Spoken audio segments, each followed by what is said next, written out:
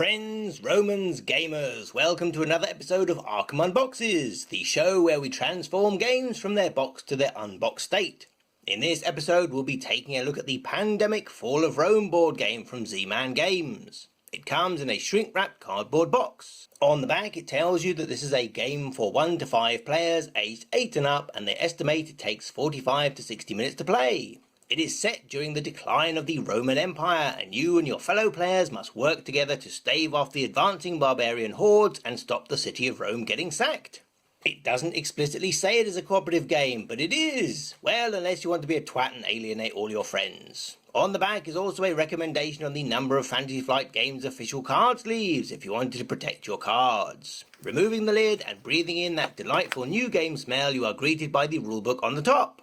Next is the board, which folds out to 4 times its size. There are 2 packs of shrink-wrapped cards, 1 pack of multicoloured meeples, a pack of red legionnaires, a tiny bag of tiny cubes, 3 custom dice, some forts, 7 chunky markers, and lastly, a huge bag of tiny cubes. Finally, there is a single-sided insert with no exciting surprise underneath. That is everything you get in the box. Thanks for watching, and that concludes this unboxing of the Pandemic Fall of Rome board game from Z-Man Games. Or at least it would, if we weren't the Arkham Chronicle.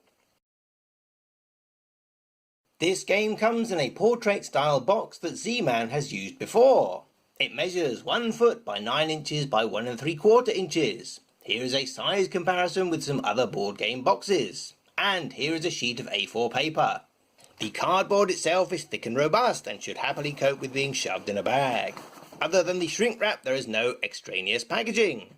If you carefully cut the plastic all the way round and then remove the bottom square, you can tape around the edges of the lid to prolong the life of your box. This is handy if you aren't sure if you want to keep the game or sell or trade it.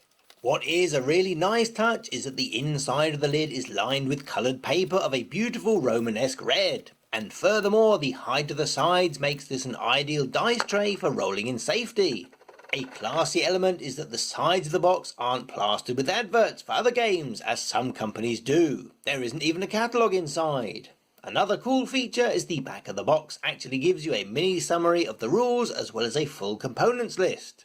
The ages 8+ recommendation and the estimated 45 minutes to an hour playtime will always depend on your group, so take these with a pinch of salt. Great emphasis is put on the Pandemic brand, as games companies are just as quick as Hollywood to use sequels and tie-ins in their marketing. It does let you know that this is a standalone game and you don't need to have played any of the other games in the franchise to enjoy this product. The Survival series is just the overall umbrella term that Z-Man uses for all its Pandemic family, including its organised and competitive events program. And the limited edition refers to the fact that they release a new game each year that is a spin-off from the original mechanics. There is also a recommendation on the number of Fantasy Flight Games official card sleeves to buy if you wanted to protect your cards. You might think this unusual, but FFG and Z-Man are both subsidiaries of the mighty Asmodee.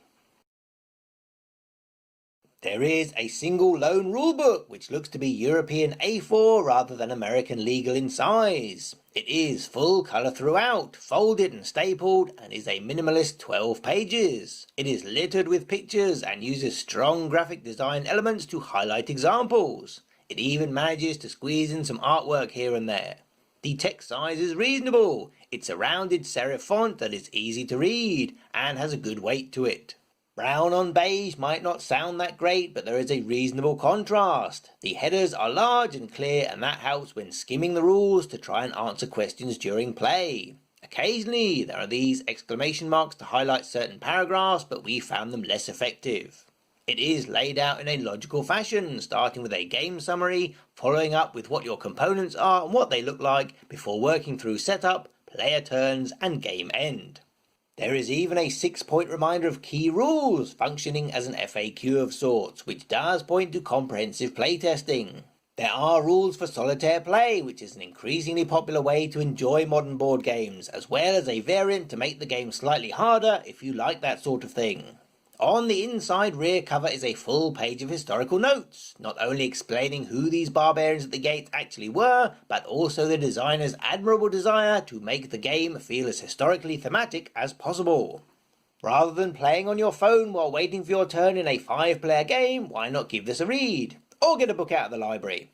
Then you have the summary of the different player roles and their powers. This can be handy if you like to choose instead of distribute randomly. It is also a convenient way of learning what your fellow players' abilities are as opposed to passing the cards about.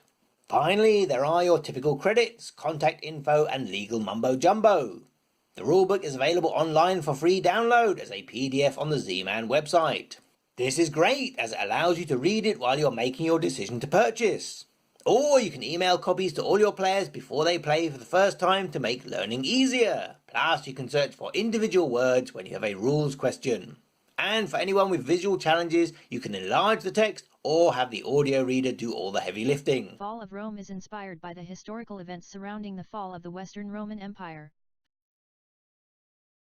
This game uses a one-piece 4-fold board, which is single-sided, having the traditional black backing on the reverse, and you can imagine that the weak points will be the folds. It measures 22.5 by 16.5 inches by about 1/16 of an inch thick. All of the components apart from the player's hand of cards and their roll card is stored on the game board, which does mean you'll be constantly reaching across it to draw cards, move markers and collect cubes or tokens, making it easy to knock the components in play. Definitely don't play this game in your dressing gown or kimono because of the big sleeves. This also means your gameplay area is compacted to about 1/3 of the board, meaning things can get crowded and fiddly. But that does mean it has a very small footprint, which can be ideal for use in a board game cafe, crowded convention hall, or maybe on a train or holiday caravan. And if you ever need to leave in a hurry, you can slide all the components into the lid, maybe if your house catches fire or something. There is plenty of room for the cubes and legionnaires as well. Even without stacking anything, they fit within their defined areas. And there are highlighted spaces for both draw and discard, which you can easily swap over if you are more comfortable working from right to left. They have done their best to be intuitive with the tracks and alliance spaces matching the shapes of their markers. The text size is reasonable with good contrast, and they've done their best to make the symbols, paths and direction of migration clear and constant, as well as choosing a distinctive yet complementary palette. And writing the turn sequence and hand limit on the board itself is a great learning tool. All of the text faces a single direction, so if you draw the short straw and have to sit at the top of the board, both the map and antiquated place names will be upside down, making things even harder to find. There are 133 cards split into 2 packs, one of which has the cards the players use and are in portrait format with the red fresco design on the rear. The other has the reference cards and the cards the game uses to control the spread of the barbarians. These are in landscape format and they have the shield design on the rear. And these are standard size cards like you would find in a game such as Magic the Gathering, Legend of the Five Rings, or the Arkham Horror card game, as opposed to the slightly smaller board game sized cards. There are 7 roll cards, and these have a third design for the back to make sure they don't get lost in all the other cards. Each is an entirely different colour and has a complementing pawn as well. The colours do correspond reasonably, but sadly this is the only method of matching them up, which could be tricky for colourblind gamers. The text is very clear, being a reasonable size and a rounded serif font that is easy to read and has a good weight to it, as well as clear contrast with the background. They have chosen to keep the lettering the same size across all the cards rather than enlarge some to make use of all the available space. Next up are the player cards, starting with the 14 event cards. You use a random selection of between 4 and 8 of these in your game, which keeps things unpredictable and enhances replayability. Each has a Latin quote and the English translation as a header, like some ancient motivational poster or medieval meme. Some of these you may recognise and others may be more obscure. All of them have unique artwork and a beautiful monochrome tone which carries down behind the game text. Every card has 2 options and the normal and corrupted effects are clearly delineated. Finally, there is a rules reminder that event cards don't count as one of your actions, and any special notes on when the card should be played. Now we have 7 Revolt cards that make bad things happen. They are easily identified and give you the full rules text of what to do when they are drawn. Finishing off the player cards are the 49 city cards breaking down into the 5 tribes. The sets are unequal, with 6, 9, 9, 12 and 13 respectively. The number in each set is displayed on the cards, which is handy if you think you are missing some, or you want to check the discard pile in play to see if you should be expecting any more. There is a map, albeit a tiny one, to help you locate the city, and if that doesn't help, it tells you the number of days march from Rome the city is, so you can trace back the respective migration path until you spot it. There is plenty of colour on the top and bottom of the card, as well as the city mark and the tribe symbol to help you match up your cards when forging alliances or enlisting barbarians. The name is written facing 2 directions to help the other player see what city you have, as all these cards are played face up to share information.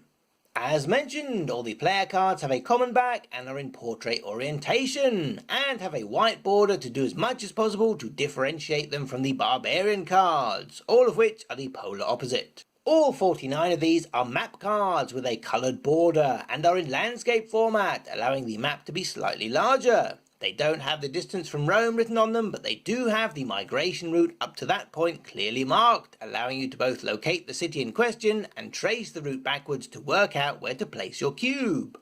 Each has the colour of the tribe on the card's name, inner border, migration route and city marker. A large imprint of their icon is in the top left, as well as in their cube space too. These are all extremely helpful and represent good graphic design. The name only appears in one direction, because the only player who needs this information is the one who draws the card. The Barbarian cards break down into 3 sets according to how they are placed during setup, and unfortunately the only differentiator is the dark coloured border. But all the red borders are Rome, the gold borders are the starting city on the migration routes, and the black borders are all the rest, so you could potentially work out which card is meant to be in which pile if you have trouble with the border colours. And as these are mixed together once the game starts, it shouldn't affect your playtime. Last but definitely not least are the reference cards, which represent the gold standard in reference materials. These are 5 copies of the action reference card, 1 for each player.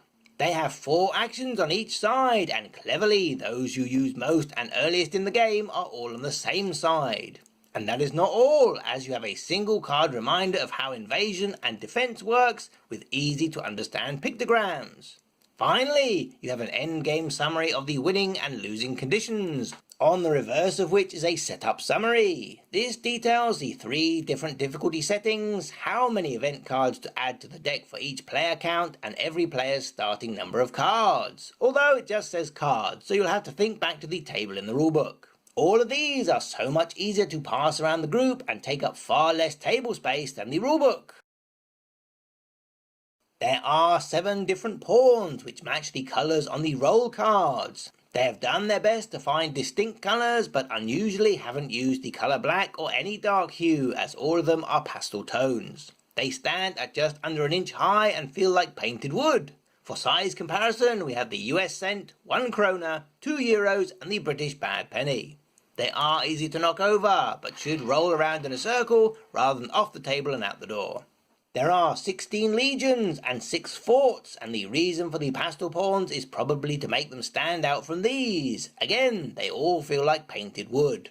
The forts are shorter and thicker than the legions if you need to tell them apart by touch. A lot of thought has gone into the shape of the legions too, with a curved helmet crest, shield, and maybe a pilum or a gladius poking out from underneath. The 5 alliance tokens are all chunky wooden pieces with strong tactile designs and distinctive white printing, which shows up well on all but one of the pieces and doesn't give the impression that it will flake off soon. Your 2 markers for tracking your decline and invasion rate are both smaller in height and slimmer than the alliance tokens, and their shape matches their icons on the board. And it was great to see that the game came with plenty of Ziploc bags of different sizes to keep everything collated and ordered. There are 3 custom dice, all of which have identical layouts. They are a reasonable size and have slightly rounded corners, making them roll further, so you may benefit from using the boxed lid as a dice tray, particularly as these are heavy enough to displace all of your game pieces. The dark red on a cream background gives good contrast, and you should be able to work out what is a barbarian, a legion, and a special symbol from across the board. It was difficult to tell what the symbols were by touch, but the recesses should keep the paint from wearing off for some time. The bulk of your playing pieces are these 100 Barbarian Cubes. These things are tiny. If you think they look smaller than you remember the original Pandemic Cubes, we measured them and they're both the same size, 8mm. Despite being cuboid, they can roll and bounce quite a distance, and are the ideal size to go into ears, up noses, disappear into long carpets, up vacuum cleaners, or be swallowed by inquisitive pets. These split down unevenly according to the length of their migration routes, ranging from 14 Ostrogoths to 24 Visigoths. Oi, that's not right. Our two-dimensional friend here is correct. Right, you can shove off now, Lita. Your large bag of cubes contains 20 of each, most likely because these are sorted by machine. The tiny bag of cubes that you may have thought was just your spares makes up the numbers, as well as giving you some spares. In fact, you will end up with way too many of these Ostrogoths, the blue ones. Not having seen something like this before, we reached out to Z-Man to see what they had to say for themselves. Why not make yourselves a cup of tea while we wait? I suppose we could run the credits. Moving on. The insert is sturdy, looks attractive, and does a good job of storing everything while new, and once you've put your cards into sleeves, if you use them. There is no reason to throw the insert away, as everything fits back in neatly.